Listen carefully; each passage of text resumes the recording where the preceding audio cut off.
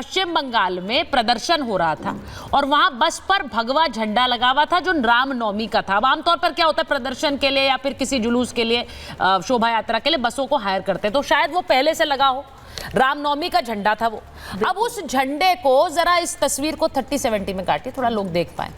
ये तस्वीर जो है ये आप देखिए, ये भगवा झंडा हटाया गया हाजी साहब। इस भगवा झंडे को अब मैं इसको इसलिए मैं इस तस्वीर पर मुझे लगता है कई बार कैसे भावनाएं आहत होती हैं, लेकिन ये बोलना जरूरी है। इस नफरत की क्या जरूरत है हाजी साहब?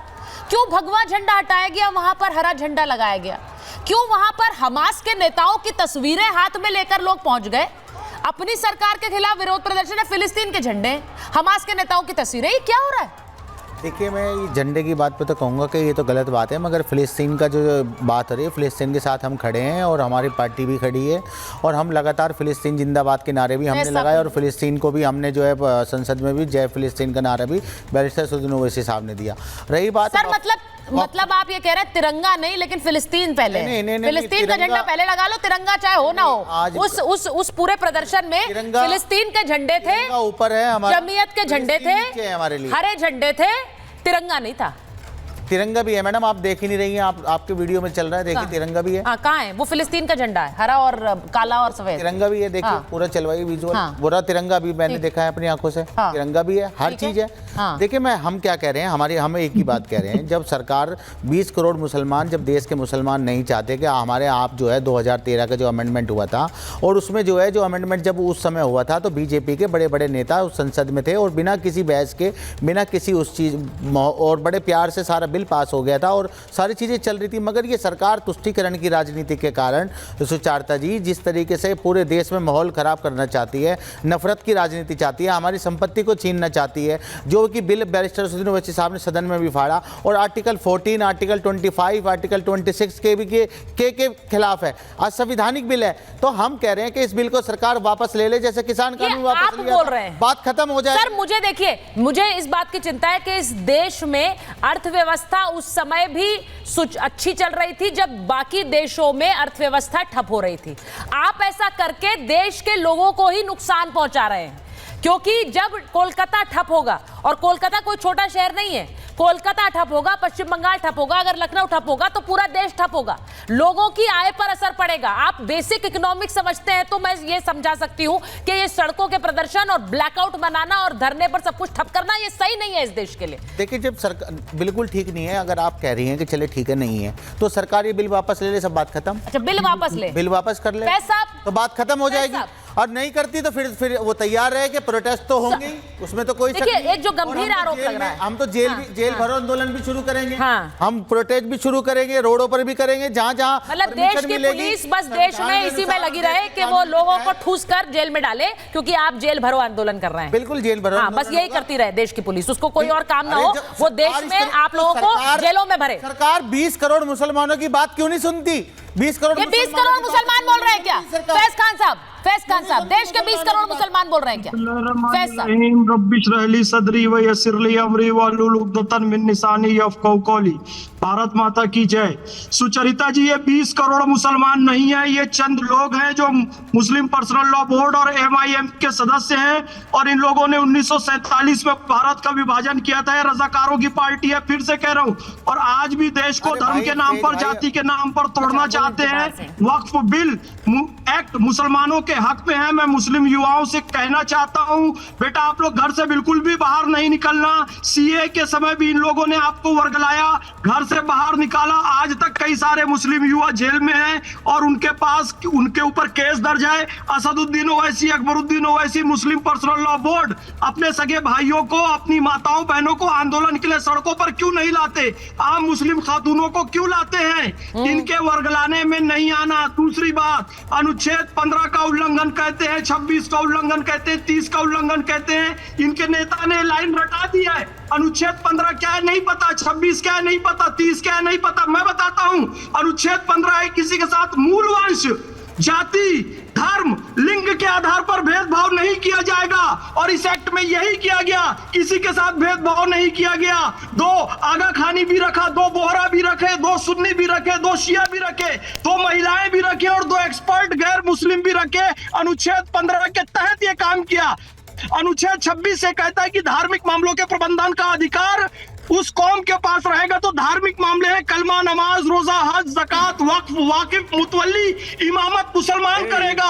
मौज़न कोई गैर मुस्लिम नहीं होगा, इमाम कोई गैर मुस्लिम नहीं होगा। लेकिन जब बात आएगी एडमिनिस्ट्रेशन की तो बिजली बिल भेजने वाला, बिजली अधिकारी यदि रामशंकर तिवारी है तो वो भेजेगा। वहां पर टाइल्स लगाने वाला व्यक्ति यदि कोई हिंदू, मुस्लिम, सिख, ईसाई है वो काम करेगा। उस जिले का डीएम किसी भी धर्म जाति का हो, एसपी किसी भी धर्म जाति का हो, वो मंदिरों की व्यवस्था भी बनाएगा और मस्जिदों की व्यवस्था भी बनाएगा। ठीक इसी तरीके से वक्फ बोर्ड और वक्फ काउंसिल धर्म का विषय नहीं है, बल्कि ये एडमिनिस्ट्रेशन का विषय है, मैनेजमेंट का विषय है। इसलिए इसमें सभी लोगों को रखा गया है और नमाज मौज़न में सिर्फ मुसलमान रहेंगे, ये कह दिया गया। अब अनुच्छेद 30 की बात मैं आपको बताऊं कि धार्मिक संस्थानों का संरक्षण करने का अधिकार अल्पसंख्यकों को है, लेकिन उसमें शिक्षक नियुक्त कोई भी कर सकता है। यदि मुझे लगेगा ना सुचरिता जी, मैं मास कम्युनिकेशन का सेंटर खोलूंगा मुस्लिम बच्चियों के लिए और मुझे कोई मुस्लिम टीचर, महिला टीचर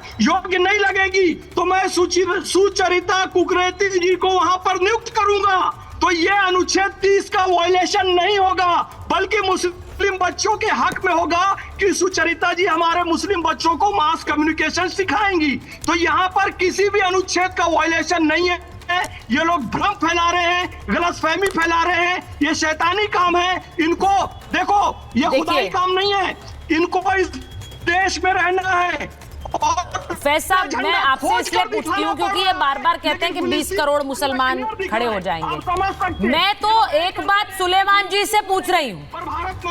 फैज साहब, सुलेमान जी, मैं आपसे पूछ रही हूँ, इस देश में सरकार के खिलाफ सड़क पर उतरकर ब्लैकआउट बनाकर, फैक्ट्रियां, धंधे ठप करके, सड़कों पर प्रदर्शन करके, राज्यों को ठप करके, ये क्या हासिल हो रहा है? आप हमास के झंडे और उनके नेताओं के झंडे और तस्वीरें हाथ में लेते हैं और अपनी देश में, देश की संसद द्वारा बनाए गए कानून के खिलाफ सड़क पर उतरते हैं। सुलेमान जी, मैं आपसे काउंटर सवाल करता हूं मैडम, क्या मैं आपसे काउंटर सवाल करता हूं, क्या देश के stake holders Waqf property amendment act, this a matter absolutely related to the Muslim community, ठीक है, मानती हैं इसको आप? और Muslim community stake holders, JPC के चेयरमैन ने स्टेक होल्डर्स की बात अपनी रिपोर्ट में शामिल नहीं। चलिए, उनकी रिपोर्ट आप शामिल नहीं करते, आप आरएसएस के एक्सपर्ट्स की रिपोर्ट शामिल कर देते, लेकिन कम से कम अपोजिशन के जो मेंबर्स थे जेपीसी में, उनके डिसेंटिंग नोट तो शामिल करते, वो भी आपने नहीं किया। आपने सिर्फ वक्फ प्रॉपर्टीज के प्रबंधन पर नॉन मुस्लिम को अपॉइंट करने का, नामित करने का अधिकार ले लिया है। मैं पूछता हूँ, क्या पुरी के मंदिर के प्रबंधन पे भी मुस्लिम को नामजद करने, नामिनेट करने का, नामित करने का अधिकार है आपको? क्या अकाल तख्त हमारे भाइयों का जो है उसके प्रबंधन में क्या नॉन सिख सदस्य नामित किए जाएंगे? ये अभी हमारे भाई बोल रहे थे, बीजेपी आरएसएस के एजेंट है शायद, हो सकता है उनका नाम मुसलमान हो, हमें नहीं मालूम, लेकिन मैं एक बात कहता हूँ कि संविधान की धारा 14 जो कहती है समानता का अधिकार, पाकिस्तानी एजेंट हमारी पूरी बात होने दीजिए, हम आप जब बकवास कर रहे थे नहीं बोले थे। ठीक है, एक एक करके बात करेंगे। नहीं, एक मिनट, सुलेमान जी, मेरी एक रिक्वेस्ट है सर आपसे। सुलेमान जी, मेरी आपसे रिक्वेस्ट है, आप नहीं, सुलेमान जी, एक चीज सुन लीजिए मेरी बात। आप बुजुर्ग हैं, मैं बहुत सम्मान के साथ आपसे कह रही हूँ, आप बड़े सम्मान के साथ कह रही हूँ सर। नहीं, सुलेमान जी, बहुत सम्मान के साथ आपसे बात कर रही हूँ। सुलेमान जी, मैं बहुत सम्मान के साथ, आप बुजुर्ग हैं, मैं ये कह रही हूँ कि किसी के ऊपर भी व्यक्तिगत टिप्पणी आप क्यों कर रहे हैं? वो उनका अधिकार है, वो किसको समर्थन करेंगे। आपका अधिकार जैसे विरोध का है, उनका अधिकार है अपनी बात रखने का।